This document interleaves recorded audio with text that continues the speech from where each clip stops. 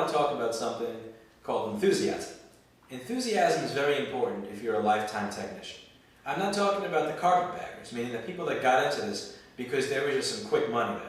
You know, the people who are bartenders that now have repair shops, the people who, sold real estate that now have repair shops, whatever. I mean the people who are doing this for their entire life. Like me. I'm not a carpetbagger. When I was a child, I was modifying PlayStation to play copy games. When I was a teenager in the early 20s, I was working on recording studio gear, and I was recording loudspeakers for hi-fi enthusiasts, and now I fix laptops and cell phones. I'm not really sure what's going to come next, but the next frontier is definitely going to be something tech and refurbishing related. This is my livelihood, and I am enthusiastic about it. And it's because I'm enthusiastic about it that even when things are not going well, even when I'm not making the money I need to be making, even when things go dead fucking wrong, I'm still here. I'm still trying to learn the next device, learn the next frontier so that I can make money off of the whatever comes next. And it's important that you retain that enthusiasm. Once you lose that enthusiasm, you start to do shittier work. You don't really care about learning the next generation of devices to be refurbished or fixed or maintenanced. You'll maybe do a crappier job. You won't put everything back together the way it's supposed to be. You may not care if the cone is not even when you recone it, and it's not going to sound the same, and people are going to notice it and not really want to pay for it. You're going to start being combative with your customers. You're going to start arranging people and cutting them into these little niches of, this person wants service in a reasonable time frame, asshole. This person wants it to be affordable, asshole. This person wants it to be done right, asshole. And nobody really wants to deal with that person. And I don't think you want to become that person either. And the way the apprenticeship system works, whether we had a recording studio, a laptop repair shop, or even a mechanic shop, is typically the same. The older people, or the people who are more experienced, teach the younger guys. And these are the people that we look up to because they know more than us, and they're supposed to be teaching us everything, and we're supposed to just shut the fuck up and learn from them.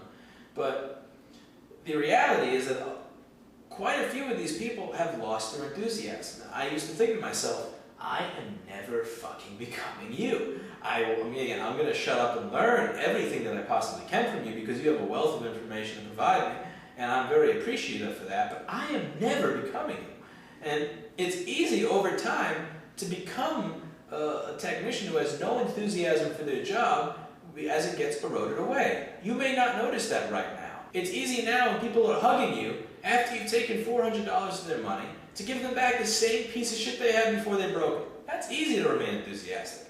When you're working on the tape machine that Bruce Springsteen is going to use to record tomorrow morning, it is easy to be enthusiastic. I still remember that like it was yesterday. When people are practically blowing you to fix their phone for $90 when it takes you 10 minutes, it's easy to be enthusiastic. When they tell you they don't want you in the room anymore because the console is in line instead of mic since you were there until 6 in the goddamn morning trying to get a 40-year-old tape machine to work, it's easy to lose your enthusiasm, especially when you gotta be back at work at 10 in the morning and you're making less than minimum wage. It's easy to lose your enthusiasm when somebody comes in on Friday night needing a laptop fixed by Tuesday, and you call in a favor to your parts vendor so that that part will arrive on Monday or Tuesday morning, meaning you ask that part vendor, hey, I know you're off on Saturday, but I need you to go to work on Saturday to priority mail me this package. And you get it done on Tuesday, and they still leave you a 1-star review because it wasn't done at 10 a.m. on Tuesday. It's easy to lose your enthusiasm. And when every single person who walks into your store is pissed off that you want $90 to do something because the guy at the 99-cent store wants $80 to do the same thing, it's easy to lose that enthusiasm. And what's going to separate you from the people who are not successful long-term, from the people that wind up in shitty jobs long-term, is keeping your enthusiasm. And it's important now, at this specific time, in this specific industry, to discuss the topic of enthusiasm. And here's why. This is a growing industry. What made me popular 4 or 5 years ago doing this was the fact that very, very few other businesses were set up the same way mine was, where we'd look at the item right away, we would tell you what's wrong with it right away, we'd give you a price right away. That price would not change 1 or 2 or 3 days from now because we decided that it should just change 1 or 2 or 3 days from now to get more money out of you. And, you know, the business that I had was unique at the time, and now it's not so unique anymore. And a lot of people who were in it from the same time that I was are starting to lose their enthusiasm, because when the customer comes in, they're no longer performing fellatio on you for charging them $90 to fix their phone, because the guy in the 99-cent store will do that. The place across the street will do that, and sometimes they'll do it even cheaper. There are options, and when there are options, people are less grateful for you. It's just like you're kind of just there now. Oh, you're one of several options. And a lot of people who were doing this, they didn't really set up their business in a manner where they could survive taken down from that pedestal of being the only person in their area that did whatever repairs on whatever devices. And it's easy at that point to lose your enthusiasm, because customers are not going to treat you as if you're doing a unique service. They're going to treat you like you're just one of 10 or 20 or 30 options. And you'll notice there are specific signs when somebody loses their enthusiasm. You'll notice that they may not care about the work they're doing that much anymore. They don't care if all the screws go back in. They don't really even care if the thing is held in place. They don't care if the drive is held in with tape or screws. They don't care if there's dust behind the glass. They don't care if there's a mark on the backside of the polarizer. They just want to do the job, get the shit done as fast as possible, get it the fuck out of their face, and be done. And these are the guys that would, and these are also the people that when dealing with customers, they don't really see them as human beings anymore. They just see them in terms of annoyances. How much of an annoyance are you going to be to me? They defensively listen. They're not listening to everything somebody says. They're just listening for, okay, how am I going to make money? And okay, how are you going to annoy me? And just squirping out, just spitting out whatever it is they think would be relevant to the conversation. They don't really give a crap about what they do anymore. And the thing about losing your enthusiasm is when you lose your enthusiasm, you lose the ability to make money in this business. You're not going to enjoy it anymore, so maybe you'll move on to something else. You're not going to be good at it anymore. And if you're not good at it, it's very difficult to actually make money at it. You won't have the tolerance for it anymore. People are not going to want to deal with you, because people like dealing with enthusiastic people. They don't like dealing with malcontent little pricks. And that's what you are when you become one of these old curmudgeons that just hates everybody and hates everything that's going on around them. It's just an unpleasant working environment. And it's a work environment that I've worked very hard to not have at my shop. I don't like arrogance. I don't like just people grunting at each other because they lost the ability to communicate, 10 or 20 years ago. I don't like that shit. And again, people who've been technicians for 10 or 20 or 30 years, they know what I'm talking about. You know, even whether you're a mechanic, a shoe repair person, a laptop repair person, or a studio tech, you know when you walk into a room and you just feel it coming off the other people. This disdain for everything. This idea that they're just going to blow up if one fucking thing doesn't go their way. If the screwdriver drops out of their hand and they have to bend over to pick it up, it's done. And back to work, it's another thing in my fucking day I gotta do.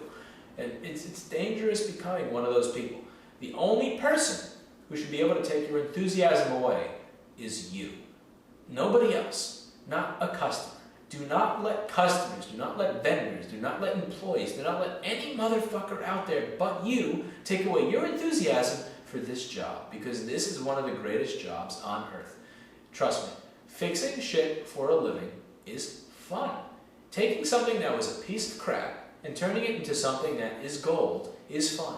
Taking a stereo from 40 years ago that is just spitting out little bits of distorted beep, beep, beep, and turning it into something that you can power a club with, that a hi-fi enthusiast would go, wow, that's amazing. That is fun. And once you lose the ability to find that fun, I kind of feel sorry for you. And once you lose the ability to enjoy the fact that that fun thing you're doing actually can make you a living, money, enough money that you can have an apartment with a 3-second reverb time, I feel bad for you. Because if you can't be happy at doing this, then what are you going to be happy doing? Don't let anybody but you take away your enthusiasm. Don't let any customer, any vendor, any employee, anybody but you take away your ability to be happy doing something that is cool. And moving forward, if you think that a customer has a chance of taking away your enthusiasm, don't deal with them. Even if you're making a couple of $100 or a couple of $1,000 off them, don't deal with them. Because enthusiasm is what's going to allow you to make a living at this for the rest of your life. Don't trade that to make a little bit of money right now. When somebody walks in the door that is going to be a pain in the ass, it's going to take away my enthusiasm for this great profession, I don't take their money. I'll make up some shit. Oh, we only work on hardware here, not software. Oh, I'm sorry, we only work on machines made between this and this year, and your machine happens to not be made during this year. I'm sorry. I'll make up some shit to get them to walk out the door so that they don't drive me nuts. If I start to lose my enthusiasm for what I do, I'm no longer going to be able to do it. No customer, no amount of right now money is going to be worth losing my enthusiasm, because I rely on my enthusiasm to keep me in this business, and I rely on my enthusiasm to make me money for the rest of my life. When I'm 50, 60, 70, 80, 90 years old, I'm still going to be doing this. I may not be fixing laptops or cell phones. I may not be fixing amplifiers. I may not be fixing speakers. And I'm pretty sure that copy protection will be so great by then that modding PlayStation to play a copied game is going to be outside of my grasp. But I'm still going to be doing this. And it's going to be because I'm still enthusiastic towards taking pieces of shit and making them better for money. And you can't take that away from me. Don't let anybody take that away from you.